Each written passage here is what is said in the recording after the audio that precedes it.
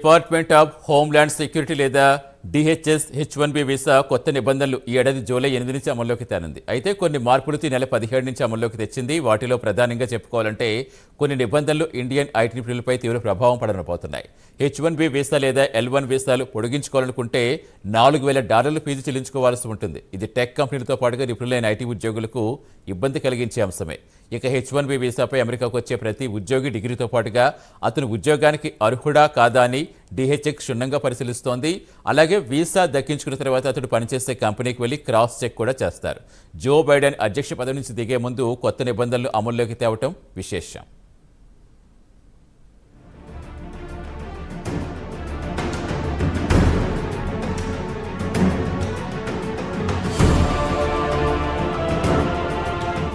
ప్రతి దేశంలో రాజకీయ నాయకులు ఎన్నికల సమయంలో ప్రాంతీయవాదాన్ని రెచ్చగొట్టి అధికారంలోకి వస్తుంటారు. ప్రజల సెంటిమెంట్తో గెలిచిన తర్వాత అసలు విషయాన్ని మర్చిపోతున్నారు. ఇక అమెరికా విషయానికి వస్తే గతేడాది నవంబర్లో జరిగిన ఎన్నికలకు ముందు మేక్ అమెరికా గ్రేట్ అగైన్ అంటూ ఓ నినాదాన్ని ఎత్తుకున్నారు ట్రంప్. దేశంలోకి అక్రమంగా వలస వచ్చిన వారిని తరిమేస్తానని హెచ్చరించారు. ఇక ట్రంప్ అధ్యక్ష ఎన్నికల్లో ఘన విజయం సాధించారు. ఈ నెల 20వ తేదీన అంటే సోమవారం నాడు ప్రమాణ స్వీకారం చేయబోతున్నారు. ఇక ట్రంప్ టీంలో H1B వీసాల వివాదం మొదలైంది. ఇక వీసాలపై అమెరికాలో పనిచేస్తున్న వారిలో ఇండియన్స్ ఎక్కువ.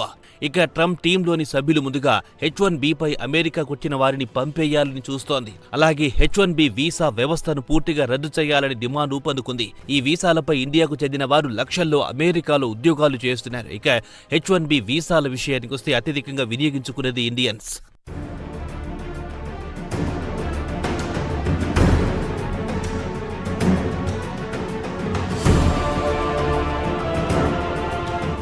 ఇక H1B వీసా విషయానికి వస్తే అదేంటో ఓసారి చూద్దాం. అమెరికా ప్రభుత్వం తమ దేశంలో పనిచేసుకోవడానికి ఇచ్చే వీసానే H1B వీసా అంటారు. ఉదాహరణకు అమెరికాలోని ఓ ఐటీ కంపెనీ తమ కంపెనీలో పనిచేయడానికి అర్హత కలిగిన ఉద్యోగులు స్థానికంగా లభించలేదంటే H1B వీసాల ద్వారా అమెరికాకు రప్పించుకోవచ్చు. అయితే ఈ వీసా కాల పరిమితి 3 సంవత్సరాల పాటు ఉంటుంది.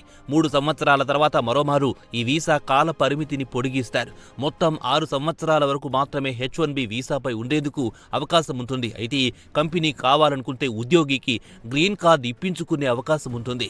దానికి I-140 ఫైల్ చేస్తుంది.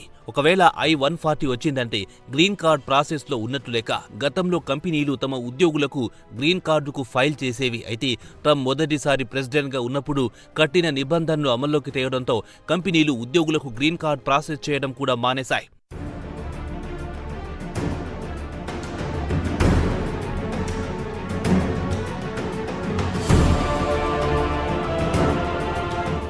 ఇక తిరిగి H1B వీసాల విషయానికి వద్దాం. ట్రంప్ టీం మాత్రం H1B వీసాల వ్యవస్థను పూర్తిగా ఎత్తివేయాలని డిమాండ్ చేస్తోంది. ఇక ఎలాన్ మస్క్ లాంటి వారు మాత్రం కొనసాగించాల్సిందేనని పట్టుబడుతున్నారు. అమెరికాలో ఐటీ రంగానికి చెందిన నిపుణులు లేరు.